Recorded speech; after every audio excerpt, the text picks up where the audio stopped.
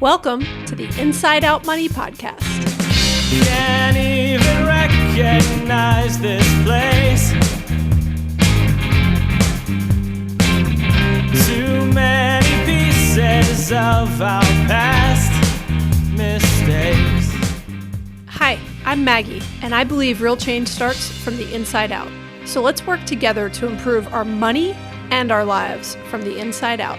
We will explore all things money and our relationship with it.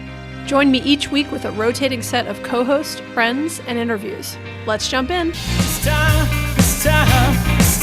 we going round and round and round and round and round. Hey, Greg. Hey, Maggie. Long time no see. Yeah, it's been at least 3 or 4 minutes. Yeah, more like 30 seconds.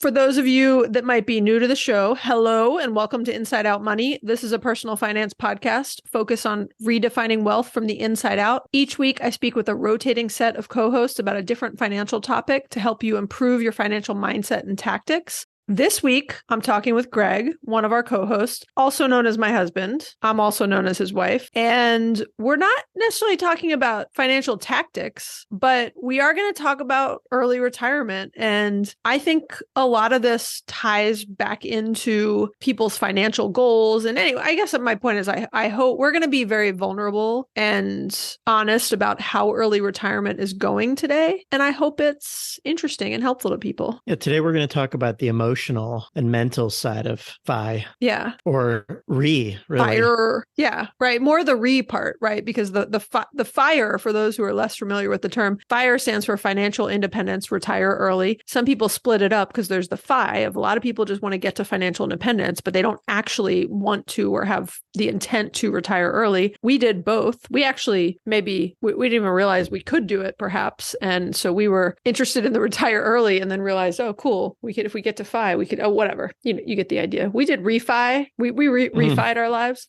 So I'll just talk for 2 seconds about what initiated us even doing this episode. You were sharing a lot of feelings, Greg, and you were kind of going through some stuff. And I coincidentally was like, how many days has it been since we retired? And I do what I frequently do, which is I ask Siri, and I was like, how many days has it been? And a couple days ago, I think on the day I asked, it was like 495 days was the day that you were expressing some funkiness. I don't know if funkiness is the right word, but some angst. And you were having a bad day, which, by the way, Greg, you rarely have bad days, I should say, right? Don't you think that's true? You might internally have bad days more than I realize, but you rarely let them show visibly. Yeah, I guess I've probably been feeling all of these things, but I think it just sort of boiled over on that day. And your idea of a bad day is you're still like really nice. And I mean, you weren't like super mean that day, but you were less your jovial self, right? My point is, right around that time, I realized we were hitting this, what feels like a little monumental mark of 500 days. It's just a very, big number, and it feels way longer than it actually feels like it's been, for what it's worth. Some days I feel like our jobs feel so far away from us and forever ago, but a lot of times I'm like, yeah, it feels like we might have left a few months ago or something. Yeah, it's kind of weird. I agree. It varies. Sometimes it does feel like ancient history almost, thinking about our jobs. And so we've recorded some episodes where we share some of the advice other people had given us. And I think we've said a bunch of times that if it weren't for the fact that other people had given us some advice that it was going to take 12 to 18 to 24 months where we'd go through this very funky period. I can't think of a better word lately, so I'm just going to say funky period. I think we would have been much more in our heads than we already were. But we had been warned by people that just had just been through what we were kind of getting into. And enough people said the same thing that I think were pretty mentally prepared for, like, this isn't just going to be like you're magically happy the day you walk away from, what seemed to be very demanding and stressful jobs. And you all of a sudden are like, oh my gosh, I have all this time and I'm accomplishing all the things I always said I would do. And, I have all this freedom and everything else. And so we were given that advice, and I'm not going to get into that advice in detail because we did it. We talk about that advice in detail in some other episodes that we did, and we read a lot of it aloud. We did a 365-day check-in and some other ones where we share it. So I'll put a link in the show notes to those. But I think is worth noting we were given advice that this would be a unique transition. And that advice was spot on. Yeah, I would totally agree with that. Yeah. But I personally feel, I don't think I'm like perfect of where I want to be, but I lately have been feeling like I'm getting into a decent groove of my schedule. And, I was overcommitted to some volunteer stuff for a while and was kind of gotten unhappy with that. I was over indexing in that space, and I didn't have enough time to do the things that I wanted to do. And volunteering is one of the things I want to do, but it's not the only thing. I had basically replaced a full-time job where I made a lot of money with a full-time commitment to various volunteer roles. And it was just way too much. I was like, did not have time to just meditate and work out and do things I wanted to do. And I've pulled back on some of those things. Some of those commitments ended and I haven't replaced them, which I tended to do. So I think I'm in a decent spot, not a perfect spot. But so we're going to spend more time focused on how you're doing, Greg. And it's related to some themes of, things we're both feeling and going through. But I just thought I'd start with, I'm doing okay. Like, I feel like I'm in a better spot. But how are you feeling? I would agree that I feel like you are in a better groove and in a better place than you were maybe 6 months ago. You seem to be a little more balanced and happier. So it's really good to see. And I'm glad you're kind of finding your own balance. You mean like I'm playing pickleball twice a week? Well, just in general, you seem happier. Yeah. I know. I was just kidding. So I'll preface any of this with saying it feels weird to even complain or express feelings of not being satisfied all the time when you have, this amazing opportunity that it's, yes, we put in some hard work, but we're also extremely fortunate to be where we are. So it feels almost like you shouldn't express these feelings. And that's some of it too, is feeling like, wow, I should be so happy. I have this amazing opportunity that most people don't have. And yet I am not always feeling happy, which is, I think, some of the challenge in itself. And so, in addition to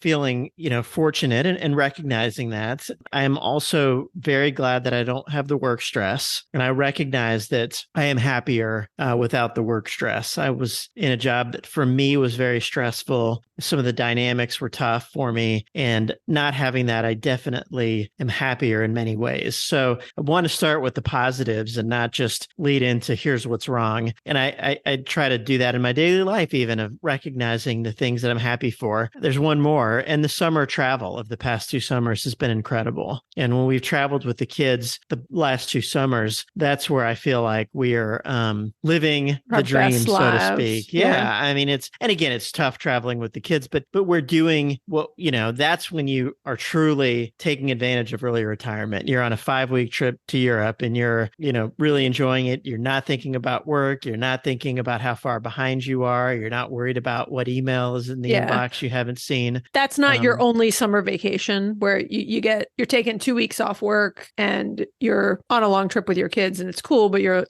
thinking about work and you're not fully, when you finally get present as some sort of like one day in the middle of a 2-week vacation. Right. You quit thinking about what you left or what you have to go back to. Yeah. Yeah. On what you were saying earlier too, Greg, I mean, I think it is you can have both things, right? You can be very grateful, which I think we both are, and recognizing, the privilege we came from and the fortunate things we have had in our lives and the circumstances that, we've worked hard for it, but we also had a lot of legs up in life. And I think we can be fortunate and still be vulnerable and say like, hey, you're not just magically happy when you early retire. There's a lot of emotions and things to work through on what is a very big life transition, especially retiring in your 40s versus in your late 60s or 70s. Right. No, I appreciate you saying that. And I mean, I guess that's a good segue into how I am feeling. And I think it's hard to say how long I've been feeling this way. I think it sort of has built a little bit, especially as we got back from the trip this summer and you transition to the kids being back in school and all that comes along with that. But I've just been feeling kind of blue and very kind of unaccomplished. I felt like everyone that I heard talk about early retirement, even when they said, oh, the first 12 months is going to be rough, but then you're going to have this creativity and this energy and you're going to discover new things about yourself and the world around you. you and,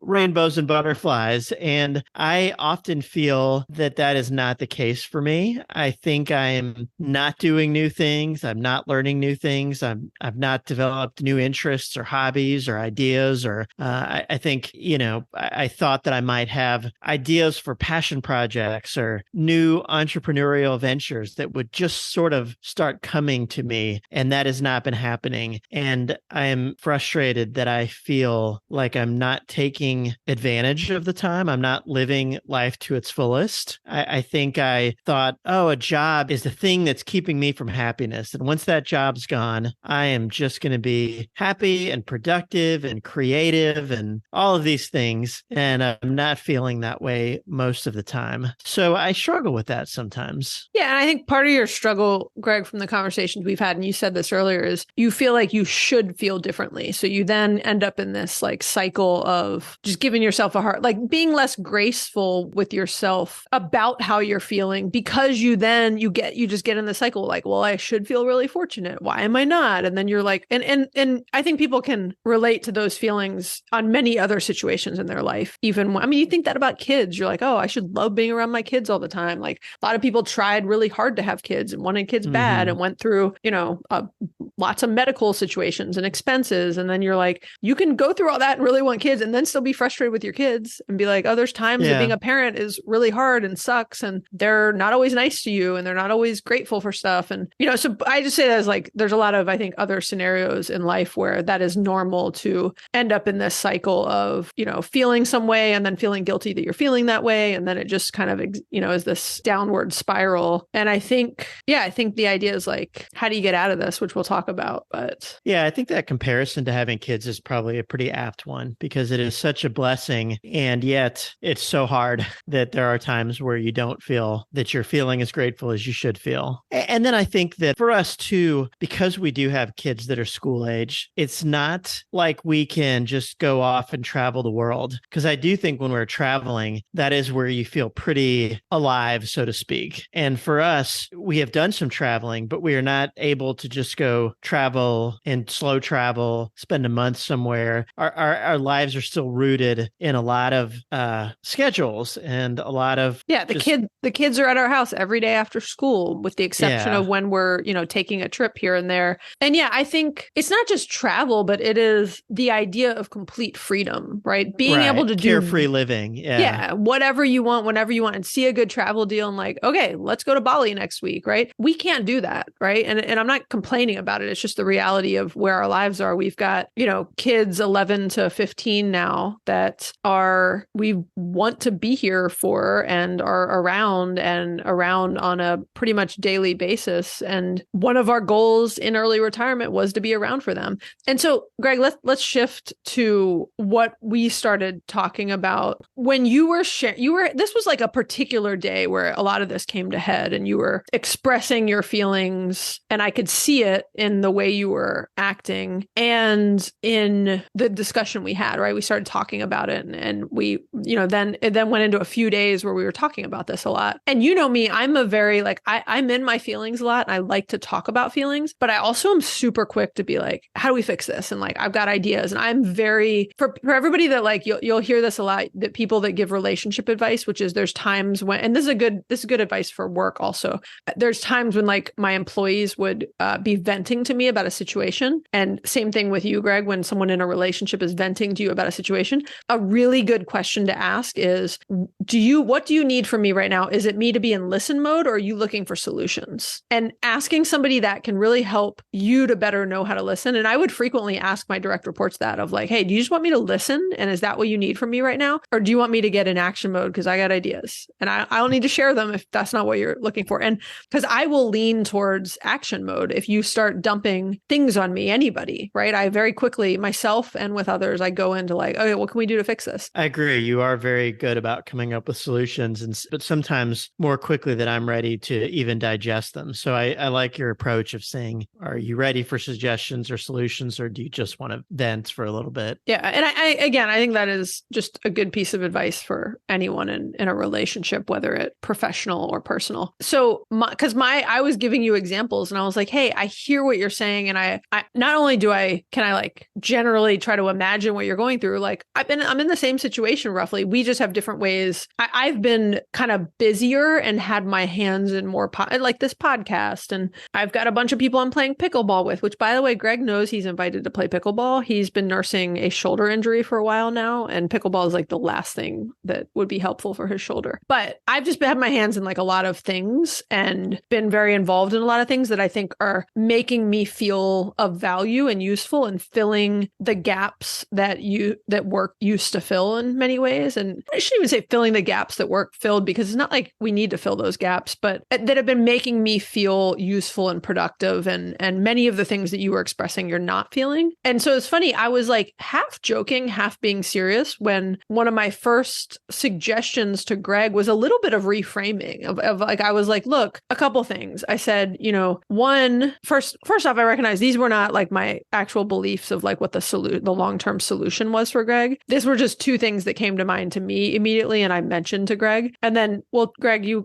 will share all of the things that you've actually kind of realized and committed to doing and stuff. But one was, I was just reframing this as like, remember that this is a phase in our lives. And we said one of the reasons we want to early retire is to be more around for our kids in the next 5 years that they're left in our home, and that they're, in 4.5 years, almost all of our kids will be driving or out of the house. And I say driving because that's a point where we're going to see like less and less of them. And so it's not a lot of time left, right? And the last, 10 to 15 years has really flown by. So in some ways, I was just reframing it as like, remember, as much as it doesn't always feel like the most fulfilling job, because you're not, with teenagers in particular, you're not getting like daily I love yous and thank you so much for all you do for me. Like you don't feel the love, it's deep down buried somewhere in their bodies and they don't know how to express it. Mm-hmm. And they're not going to express it for another 10 years. But we know that this is a phase, right? That we've got 5 more years where we're leaning heavily into being available for our kids. And that's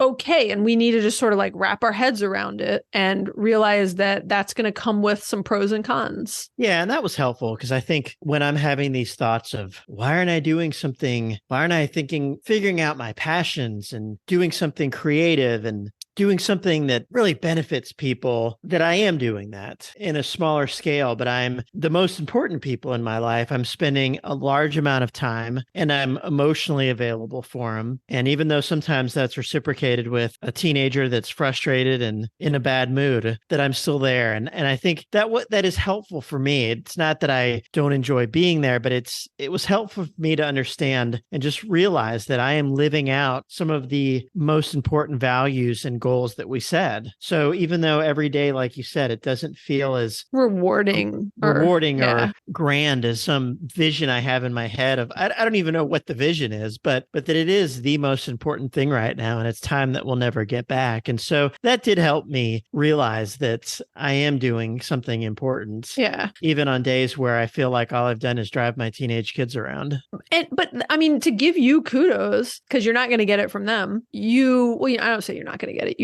We don't always get it from them, is you're a very active and engaged dad, right? Like you are 100% on when the kids are around. And I mean, I say around, like when we have them, and you will drive someone to the mall and sit there and wait while they do, you'll get dragged around to 10 stores and you'll go pick up something that got put on hold 45 minutes from where we live because it's the only store that has something and the dance is in 2 days and somebody really wants this. And then it's only one of 10 dresses they're going to try on anyways, but you'll go pick it up and then return it 2 days later, right? And so you are there doing and helping them with homework, and we're at every volleyball game, and so there is so much that, though you don't always feel the accolades from the people you're doing it for, and that's just because we're dealing with a certain age of kids here, you're doing it and you're doing it well, right? And that's a job that just doesn't, like when you were at work and you would finish some project or someone would tell you did a good job, like you don't get that feeling of accomplishment perhaps from doing stuff for teenagers. Yeah. And some of it is not necessarily even just the lack of accolades, because I don't want them portrayed as completely ungrateful. It's it's sometimes too, you just maybe lose sight of the importance of that. Yeah, that's a good point. And the difference that it's making in their lives. Yeah. Because, for them, it's just a drive, but I do really feel like our presence in their lives is important. And sometimes it's helpful just to step back and say these mundane daily activities all build towards a child that has a strong feeling of support from their parents and love. And I think that is something that will stay with them forever. But sometimes you lose sight of that because it is such mundane errand running. And well, it's a thing that society places a lower value on for whatever reason. And I think that's one of the things why I say, like, we have to even reframe it for ourselves, because we have been trained or indoctrined to place a lower value on it. Because you're right, it's not all about someone thanking us. I mean, we get thank yous. It's just that stuff feels like it's been deemed like lower value by society, and it shouldn't be. I think it's one of the most important things we could be doing right now. And it's a privilege to be able to do it. Yeah. So that was very helpful when you shared that perspective with me. Okay. Thank you for saying that it was helpful. The other thing that probably wasn't quite as helpful, but I thought was kind of funny and true, is I also was like, well, look, one of the things that you were saying was that you were feeling very unaccomplished and just unaccomplished. And I was kind of half joking to you. And I was like, I don't know if this is going to make you feel accomplished, but I was like, when I paint the deck, I feel really accomplished. And I was telling Greg, I'm like, I got a long list of things. Like, we have this project on the side of the house where the land's kind of eroding and it's breaking some pipe. And we just need to fix some stuff and bring some rocks in and do some other stuff. And I was just listing that, but I'm like, there's 20 things around the house that are backlogged house projects and things that we need to do. And I was like, do you want me to make a list? And you we'll treat this like I'll make you feel really accomplished when you're done with it. Well, I was half joking that I was like, I actually do feel accomplished from that stuff. So I was asking him, I was like, the cliched honey-do list, right? I was like, I can make you a honey-do list, and will you feel accomplished when you check those things off? Because I do. Again, me painting the deck, which I'm not even done with, but when I do it, I see the product of my work. It feels good. I like doing things with my hands, insert joke whenever, but I like to be hands-on with stuff. And I was kind of asking you, Greg, will you get the same feeling of accomplishment from that type of stuff? Because that is helpful to me and our family. Yeah, I think some of it will. I think when you first said it, I wasn't ready to be assigned tasks, ready to be handed oh, I'm sorry you're feeling down. Here's a honey-do list, and that'll make you feel better. But I do think that is one of the things that I can and will spend some more time on. And I don't know if I'll feel accomplished doing that, but some of it is I've not done as much of that. So I think that will be an interesting, it's a good experiment for sure. Like you said in the moment, and I was half joking when I said it, because I was like, I know this may not be what you need right now, but I was like, I wanted to sort of spitball and throw some things up against the wall and be like, would this make you feel better? Would shoveling, a ton of rocks from one end of the driveway to the other make you feel better? I think it's an experiment, because you'll do a project like that and say oh, did I feel good from that? Or would I rather just hire someone to do that next time and rather spend my time, doing XYZ or making the money that it would have cost to, hire someone to do that?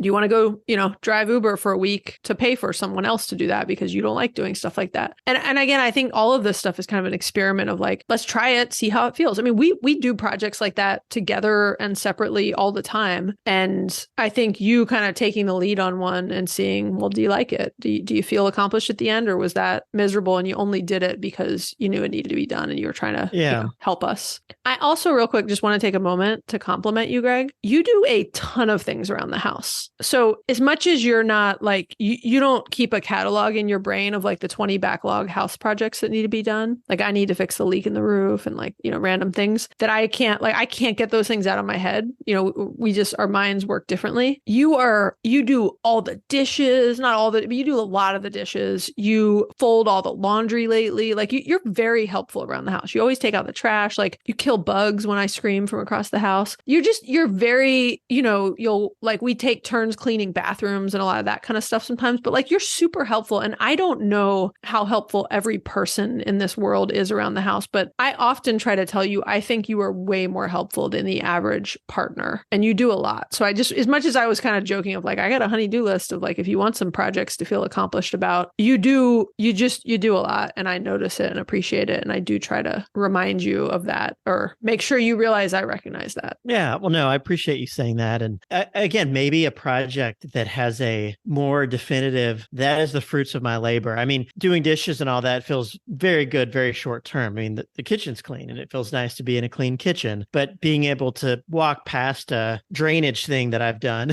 I mean, drainage, not the most exciting, sexy thing in the world, but being able to see something that's a lasting fruit of your labor may be kind of fun. So it'll be a different shift from the kind of the daily just housekeeping tasks to more of a project, which could be kind of fun. Well, when you clean the dishes, like when we clean the kitchen, I'm not exaggerating. 10 minutes later, somehow it's trashed again. Yeah. And so, I mean, I could see why, that doesn't give you the same, I don't know, sense of satisfaction. Okay. So let's shift into, aside from my responses of giving you lists of things to do and reminding you that being here for our kids was one of our goals. And that is something that you're doing very well at and that you are prioritizing and that should make you feel accomplished. Like, where else have you landed as you've had time to process a lot of these feelings? So I had to get my iPad and my Apple Pen out because I've heard many people say this, but for me, writing is just different than typing. When I'm feeling like I've got to journal my feelings or think through things, I've found that writing is the thing that really helps me do that. So, yeah. Hey, I should say you could also use just like a regular pen. We sound like super bougie. Well, I had to get out my Apple third generation pen and iPad Pro. Then I started. Sorry. True. I could have used paper, but I like having it electronically. That's my in between. You're very techie. It's cute. But so after some reflection, I've started to realize that these lofty thoughts of I want to be creative, I want to come up with new hobbies, I want to, come up with some business ideas. I don't even know that I want to start a business, but I want to know that I can generate really cool ideas. I have realized that you can't do those things without the blocking and tackling, the habits, the everyday habits and discipline and accountability, things that I did at work that are not natural to me necessarily. Some people, they're first nature. For me, they weren't, but I developed them over years of my career and abandoned a lot of those when we retired because I was going to live this carefree life. But I've realized that I've got to feel some sense of movement and forward thinking. I've got to get a little bit better about those. So I jotted down some things that I'm going to do for myself and some accountabilities and discipline that I think will help me. And kind of just wanted to share those. So some of the specific action items for me were less Twitter or X and news and politics. I tend to do my doom scrolling there. So I find with Twitter, there's lots of interesting content out there, but there's so much political and not just the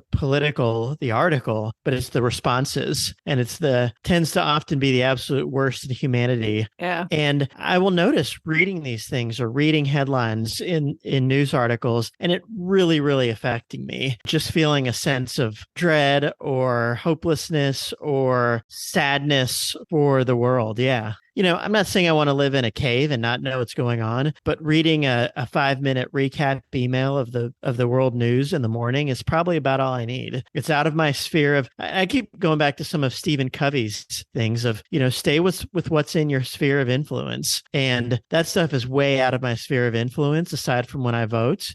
But beyond that, there's many things that I can't affect on a day-to-day basis, and spending hours a day reading and thinking about those things and people's comments is just absolutely not a good use of my time. And it stays with me once I leave it. So that's a big one for me. Limiting my time on other social media. I do find other social media to actually be relatively uplifting. Facebook, less so, but Instagram, I follow very interesting people. But again, there's a time and a place for it, and spending too much time on it, I think you find yourself consuming versus creating. And I've heard other people talk about that so many of us have become such consumers and very few of of us are creators. And so I want to spend less time on that. So those are just some discipline things that I think, and I've, even in 5 days, I find myself being just a little lighter, not carrying the weight of the world on my shoulders from the news and crap on Twitter. Yeah. On the flip side, Greg, you know this, but I spend very little time. I don't spend any time on Twitter. I spend almost no time reading about or digesting political content, and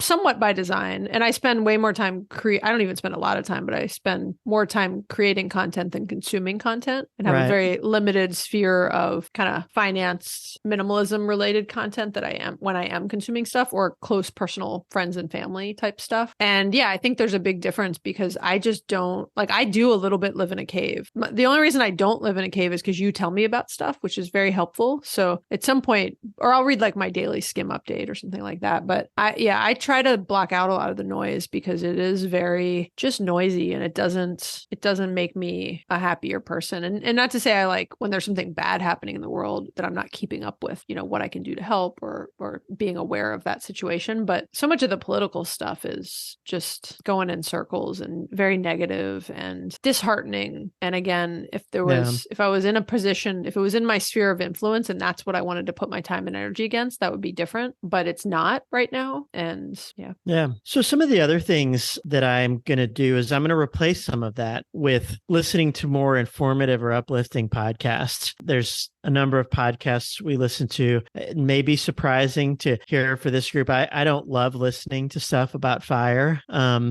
It's just not as interesting to me, and again, how I fill you in on the news and world events, you keep me filled in on ideas and things that you've listened to. Yeah. But there are other podcasts out there that are actually uplifting, that are really interesting and thought provoking and create more hope. And I've committed to once a week listen to something like that. I used to do more of it when I was working, because I knew that I was in this higher stress situation, and these were helpful for me. And I think when we left that phase of life, I kind of thought, I don't need these anymore. I'm going to be happy. I'm not working. Yeah. And I think those still have a lot of value. So I'm going to really hold myself accountable to consuming more of those. What are a couple of your favorites that you like? Well, I think hands down, Rich Roll has always been my favorite. He is a plant-based endurance athlete / podcaster that Maggie and I have been listening to for close to 10 years now. And he inspired our veganism early on. His book called Finding Ultra, which I'll put a link in the show notes. One of my favorite like memoir books.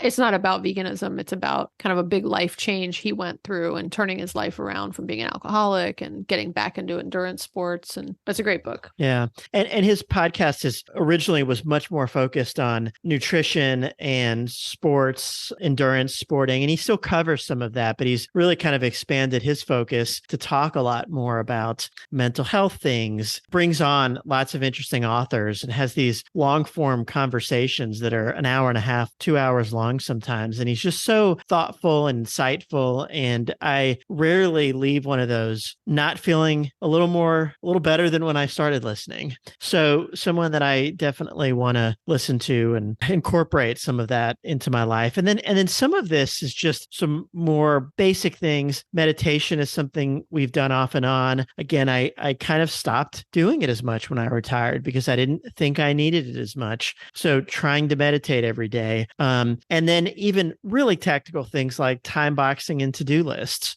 I've got this big open calendar, so it's really easy for the day to get by half the day and not have done something. So I've, within my calendar, created a separate kind of color of things for time boxing to just say, hey, from 11 to noon, I'm going to work on whatever it is. I'm going to think about something. I'm going to do some projects. And it's still very early for me, but I think this will be really helpful. And it was when I worked, I would try to do that instead of just the meetings. I would say this was my time to work on whatever project. So I'm going to try to do more of that. And then even to-do lists, I've always found them helpful. I still keep up with them, but not as much as I used to. And I think those things, what they do is they create momentum. And sure, a detailed to-do list is maybe not where you're going to feel accomplished. I mean, I think on a day you could feel accomplished. Hey, I did 6 things. But what they do is they create momentum. And I think for me, getting some momentum in smaller areas of my life and seeing that momentum momentum build is going to help me towards the other things in life, the figuring out new hobbies. And it sounds silly. Wow, you need a to-do list to figure out what your hobbies are. But I think so. I think I need to be a little more structured in my life and set aside time to think about things. Set a goal for myself. Today, I'm going to go try this hobby. And, for some people, they can just wake up and say, hey, I'm going to go try this hobby. I've always been someone that I need to very specifically lay things out for myself, or I can get caught up in the opposite of, I guess, inertia. I can just sort of get stuck and not go anywhere. Yeah, it's the ennui. Did I say it right? Mm-hmm, Ennui that we've talked about, which is that feeling of listlessness. And it's not laziness per se, but it is just what is the opposite of inertia? I think the opposite of inertia might be complacency or stuckness. It actually, I just Googled this. Inertia has no opposite. An object at rest remains at rest. So it's sort of rest in a way. Right. Which again, that's interesting because rest isn't a bad thing. And I think that is one of the things, we've talked about with me is like, I actually need to rest more. Even around projects in the house and what we were talking about, I do a lot of the house, the washing dishes, the folding laundry, but not the bigger projects. It gets back again to Covey's that matrix he has of urgent and important. And so I find myself doing a lot of the things that are urgent and important, but professionally and personally, Covey talked about the things that are important but not urgent. And that's being the things that really make a big difference. And so that's where I want to shift some of my focus is this drainage project. It's important, but there's no urgency. It's been sitting there for there's like a cracked pipe that is, I'm half joking, but yeah, your point. But no, it's a great example. I know we keep talking about that project, but that is important, but not urgent because nothing's like, it's slowly going to be causing a longer term issue, but slowly it's not on fire. You don't have to like the dishes aren't piling up or we don't have anything to eat on tomorrow. Right. Yeah. And so some of those same Covey lessons that I learned very early in my career that helped, I find myself realizing the importance of them and the wisdom of them, even in this phase of life. So I think it's interesting just that you keep tying back to like different principles you learned professionally. And that's like what we've been doing for the past 20 years was working in corporate environments both in leadership roles for at least the last 10 years. And when we were first talking about this and as we were kind of evolving our discussion, we were talking about this concept, which I always love the book. This is a book title, and I used to do different kind of sessions at work focused on this, but there's a book that's pretty famous in the leadership space around what got you here won't get you there. And it was all around the spirit of like, look, when you're an individual contributor and you're really good at doing that thing you do, managing social media, whatever you might do, getting into a management role is a very different set of things. So all the things you are good at there are not going to be what gets you to the next step. But what's interesting is as we were like thinking about that concept, we were like, actually, what got us here is what will get us there. Like all these principles we're going back to, which is like we were discussing it and we were saying, when we were both, we have different levels of self-directedness naturally, just based on what's in our nature and who we are. But even with slightly different levels of how self-directed we are, we both realized that when somebody else was, we had a lot of autonomy at work because we were in leadership roles, but we also had other people often setting strategic goals and deadlines on things, right? And again, we could negotiate it and we could say like, hey, what's more important? These three, when do you want this to happen? Well, then, there's only so much resources, whatever. But we ultimately still had someone else and an engine of a company behind us that was driving that strategic, even just the idea of having to set goals every year. Like we had every year there was, you get into at some point you kind of roll your eyes. You're like, oh, we go through this every year. We set our goals, but it's a helpful process. Yeah. And even though we were both able to be very self-directed within our scopes, there, like you said, there were these organizational goals that were set and we knew with the team, we knew which direction we were rowing. And now we're completely self-directed. Yeah. Which is good. And it's dangerous, right? And we realized this early on around like needing some more structure in our days.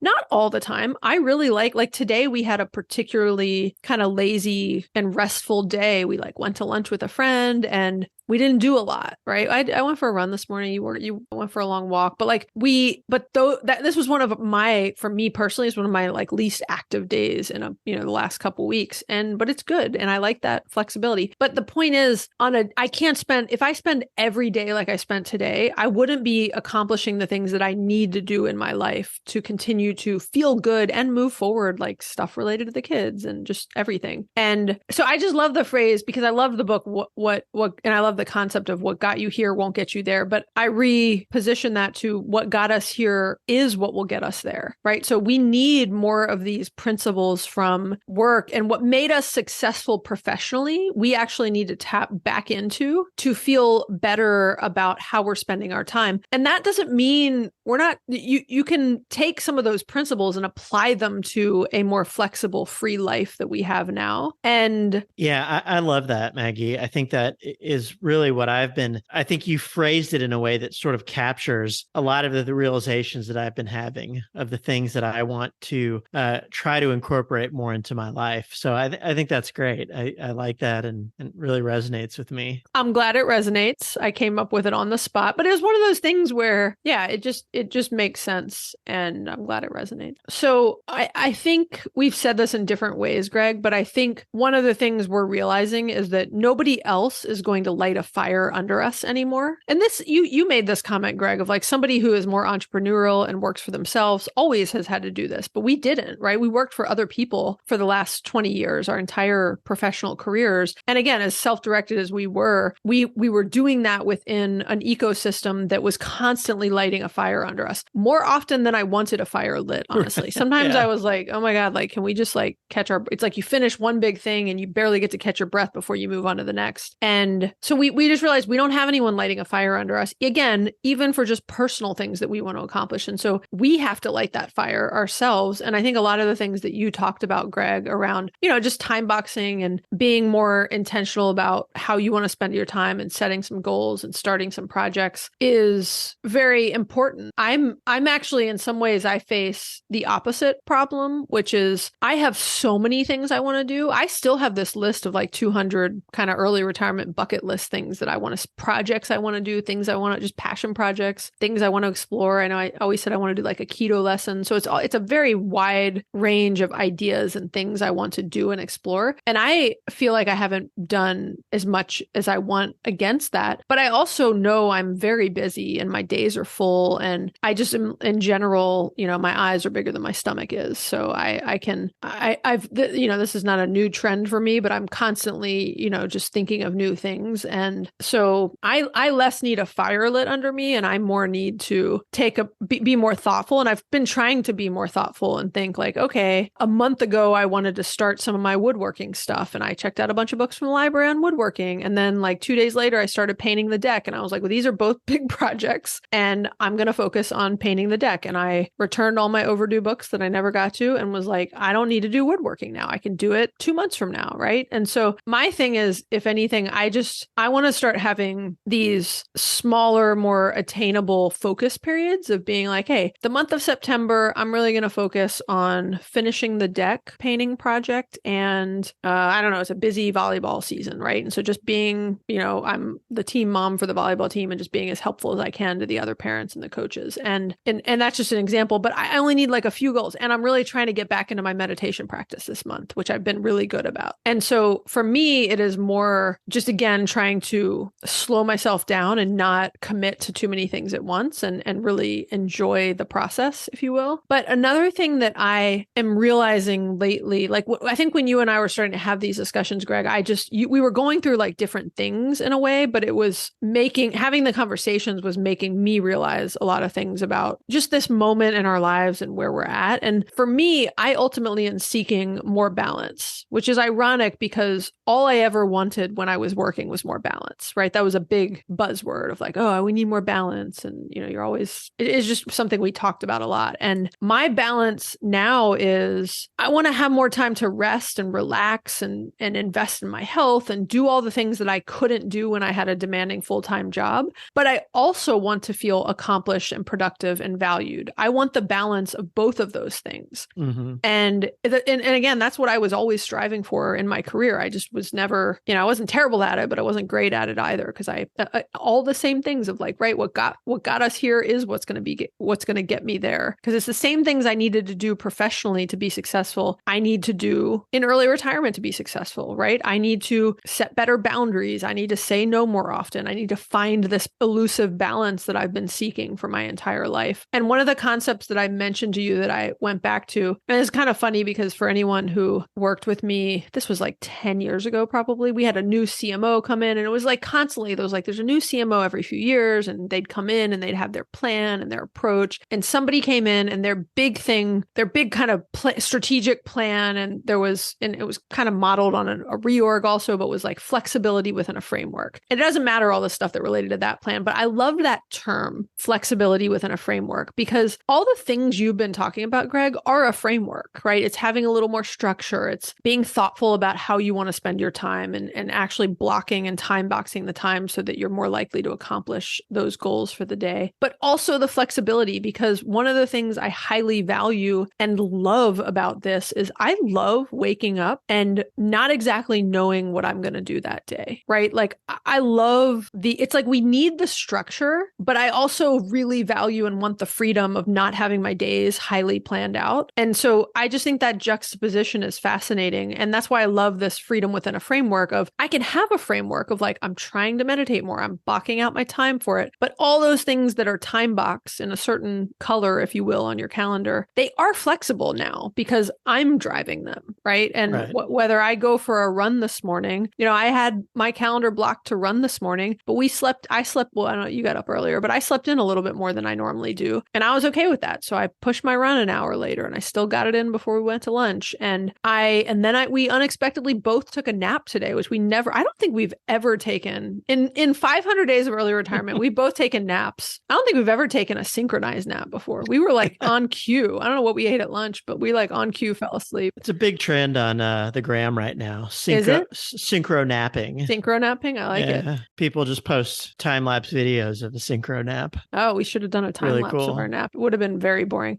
I do remember falling asleep with you. Like we have like a L-shaped couch and you were on like one of the arms and I was on the other arm. And I think we were like holding hands while we fell asleep for our nap. It was kind of cute. It was a nice nap. And then I woke up very disoriented. It was like, where am I and what day is it? And what's happening? Anyways, but it is the idea of, I want both the structure and I want the freedom, right? I want to have more structure in my days and a little bit more thoughtfully planned out and kind of goals set for myself. But I also highly value right now waking up and being able to make decisions based on how I feel that day and saying like, I'm just not feeling like doing a lot today. I'm going to push some of that stuff to another day. I'm not going to ignore it forever. And so I just love this concept of flexibility within a framework. Like I think you're going to benefit from more of a framework around your days and what you're doing. But I also think you can keep that flexibility piece and know that you have a lot of flexibility within that framework. Yeah, I agree. I think we're both seeking more balance, just in little different ways. Your balance is more relaxing and my balance is a little more structure and a little more intentional uses of my time. Yeah. So we also, Greg, just a fun way to wrap up this episode, because we could continue to talk about our feelings forever, is I put a little post on Instagram and said, any question, I said, we're 500 days in early retirement. Any questions people have for us? And I thought I would hit some of those questions. Okay. Let's do it. I'm going to hit some of the quick ones fast. Okay. First question, Greg, are you satisfied with the health insurance? Yeah, we've got great coverage through the marketplace. It's better, honestly, better than our prior insurance. Lower copays. Yeah, I came from a high deductible plan, so ours is definitely better because now we're on one, like you said, lower copays, super low deductible. We get to see all Obamacare. the doctors. We get to see all the same doctors. It's not, like we've had to switch a couple doctors here and there, but the quality is the same. Like I had to switch OBs, same quality. I just now have a new OB. One of the best questions we got, Greg, was, do you bone a lot more in the middle of the day? Occasionally. I think tend to be more night boners. I just told you guys we took a nap this afternoon holding hands together. So,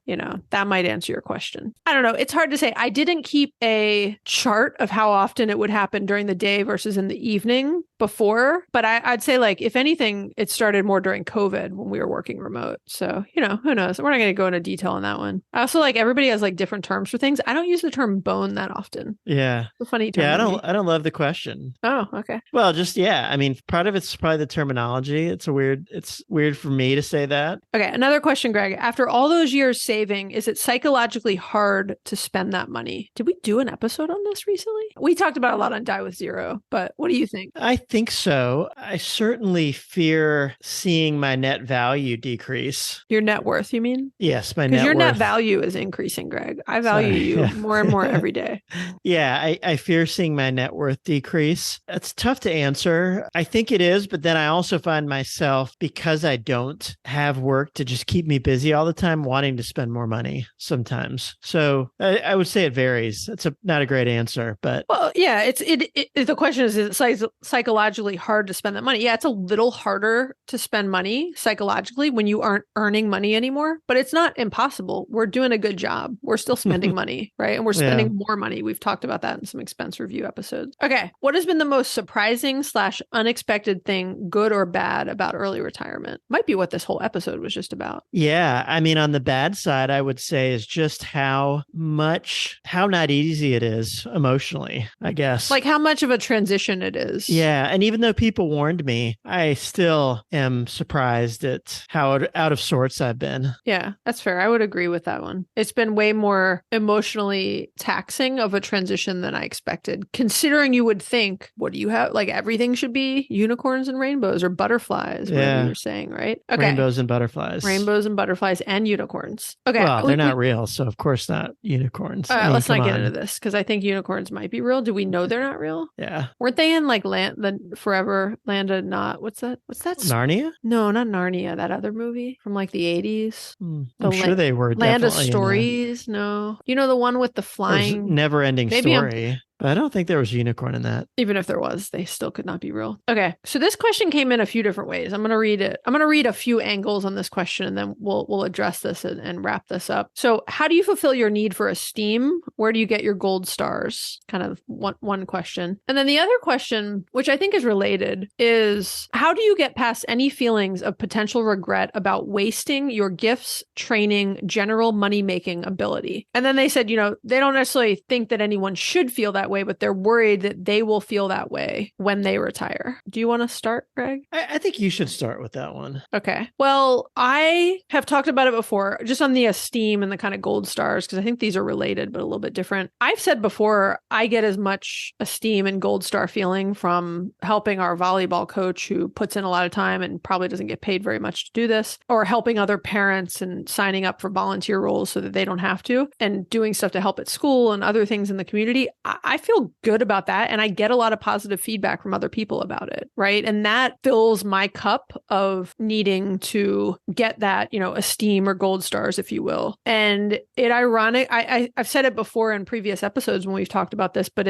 it's crazy how much something that might seem like me organizing and running the admissions and snack table for a volleyball tournament, I get as much esteem and gold star feeling from as I did from some big multi-million-dollar project at work. Right. They're different, but they both feel good. I'm helping other people. And in some ways, the volleyball one feels better because we were talking about this with our friend at lunch today. Like you immediately see the benefits of your actions versus something at work went through like a lot of ups and downs, a lot of complaints, a lot of negative feedback, a lot of political stuff. And then you months or years later might have seen the fruits of your labor come to life. And then, so on the broader question of how I get past feelings of kind of wasting my gifts or my training or general money-making ability, it's a good question. I've thought about it a lot because I got to a pretty senior level. I spent a lot of money on my MBA. I did really well in school. And I just think, lately it doesn't really bother me. If anything, I feel very accomplished and proud of the fact that we've been able to do this thing.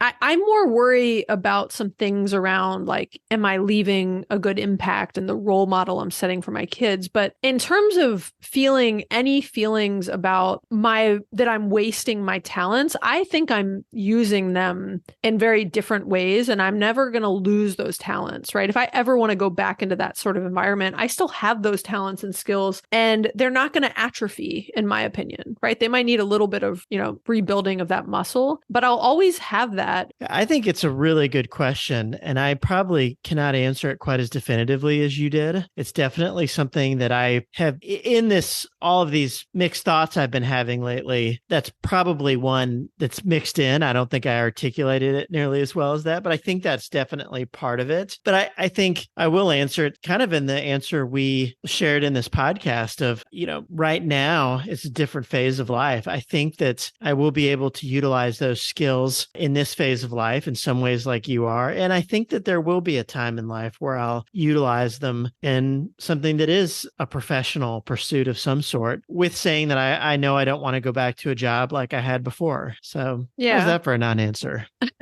Well, when this person used the word, regret about wasting your talents. And that to me makes me think about value, which we've talked about, a number of times around early retirement. And I think about, my previous quote, value was derived and those accolades, right? The other person's question about, how I fulfill my need for esteem and gold stars and stuff, right? That's part of, me feeling valued from what I was doing. And when I think about how I derived value when I was in 20 years of corporate America, it was around doing things for other people. I lean heavily towards being a people pleaser. And so when I look back, I'm proud of all my accomplishments, but all of that was for somebody else. It was for what, and yes, there were my own ideas mixed in there and things that I was driving, but it was all for, a company's goal and something else, and in support of some other leader that I was working for. And I'm looking at now this shift, I'm learning to do things for myself and change that about me and become less of a people pleaser and focus more on what I think is valuable, right? And when I actually think about it, I'm like, look, my value shouldn't have to be putting corporate America before myself so that I can make lots of money, right? And that's how I once did define value. And I wouldn't have phrased it that way. And I'm not knocking it. I did it for 20 years. And that was a meaningful phase of my life. And it got me to where I am today. And it was a meaningful phase and purpose of my life. But that 20 years is enough for me. I've often had to think about this. And I'm like, oh, I spent $100,000 on an MBA from Emory. And, was that all worth it? And I'm like, well, I had a very successful career in a specific field for 20 years. And that's awesome. And maybe I'll do something else and it'll end up as 5 years of me doing XYZ. Or, well, like we talked about, for the next 5 years, I'm going to really lean into our kids and family life. And it's very different, but it's no less, quote, valuable or a waste of my time or my gifts or my talents than me putting my time into what I was doing at work in various leadership roles. But I think a big piece of that is kind of what we place value on, right? And I've had this concept, and I didn't like come up with this concept, but just this idea of like this new American dream, right? We think the American dream is like you work really hard, you get a good job, you make lots of money, you buy what you need, you support your family, you support the economy, whatever. But I think we place too much value on the wrong things at times. And so for me, it's reshifting my mind to thinking I'm no less valuable because I want to spend more time focusing on my family and helping my kids and doing a bunch of other things that I enjoy doing with that. But, as we talk about who is often, not always, but often the person that stays at home, if someone is staying at home in a family, is the woman. And just that in general, society values that as a less important role than somebody going off to a job and, making some amount of money every day. And I don't think we should. And I'm not saying I hadn't been guilty of that thought at some point in the last 20 years when I did have my career and when I would look at somebody else, that was staying home and raising their kids.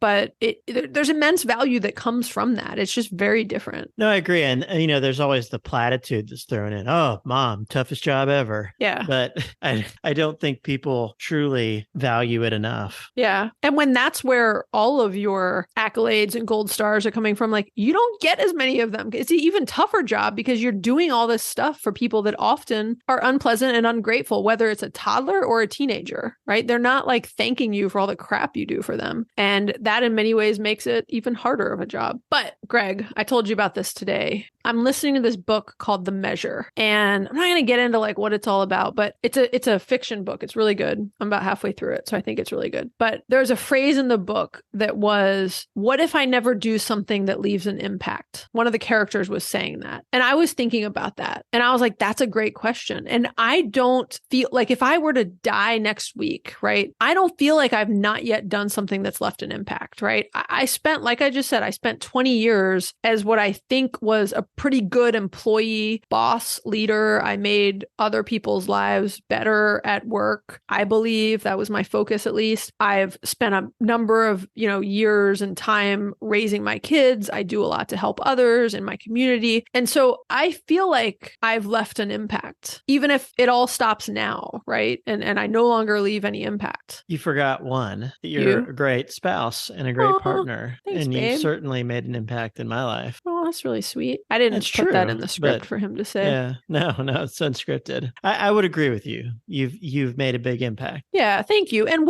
but the question is, so when I heard that question in this book, which I actually was listening to that part today, I was like, would more time working for a big company and making lots of money, would that leave a better impact in the world? No. And not for me personally. And again, I'm not knocking it. Like I did that happily or mostly happily for a long time. And it was very fruitful for me. But for me personally, at this stage in my life, I don't think I'm going to add more value to society doing that for longer. And I just think about, we talk about this with our decision to decide to take the plunge and retire early, which was in many ways a tough decision for us. It was going against the grain of what everybody else is doing in society, which is making and spending more money or trying to make and spend more money. And we were actually trying to lead simpler lives and spend less money and have more freedom and time and be able to, spend our time doing other things. And I think it actually takes a lot of strength to do that. And I felt like, again, it wasn't like an easy, flippant decision for us. Yeah. So I think we've answered that question in detail and could kind of go on forever. And that could probably be a whole nother episode. Well, I think I would just conclude with saying it is a great question. And I think it is something that you probably answer multiple times throughout your life. Yeah.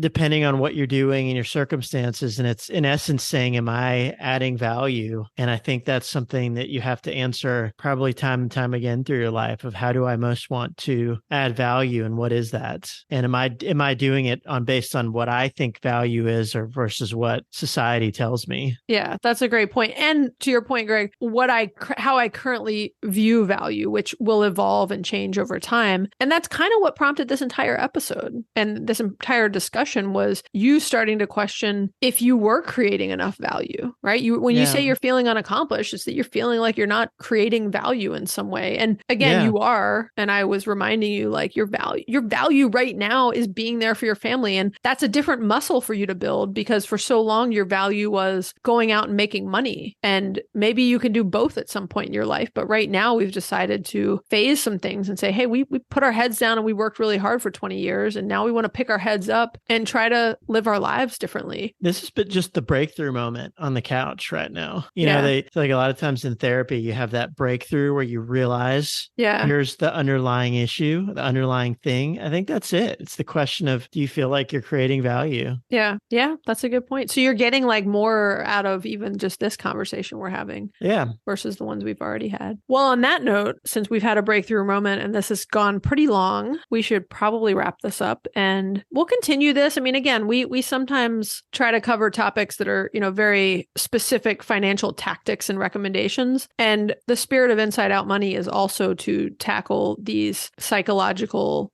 feeling topics around money and for what we're going through right now, early retirement. And I hope this is helpful to people. We appreciate you listening. We know your time is very limited and valuable, and we value that you spend some of it with us. I didn't mention this podcast, Greg, but I do get a lot of value out of this podcast. I get messages all the time, especially when we were ending Friends on Fire, and I get them now still with Inside Out Money. I get messages all the time about the impact that this has had in someone's life. And I've been doing some financial coaching, not a lot, but a little bit of it. And I'm getting a lot of value out of that. I'm finding it to be very rewarding. rewarding, even in small doses. And okay, we appreciate you guys being here with us. And we always encourage you to share this episode with a friend or family member to encourage ongoing discussions about money, finances, retirement. Maybe share it with your parents, see if they go through similar things in their more traditional retirement ages, perhaps. You can also subscribe wherever you listen to podcasts. If you have any questions, we'd love to hear them. Please leave a voicemail or text us at 404-981-3370 or hit us up on the gram. That's the Instagram. Don't hit me up on Twitter because I'm very inactive on Twitter. And now Greg is also, per his new commitment.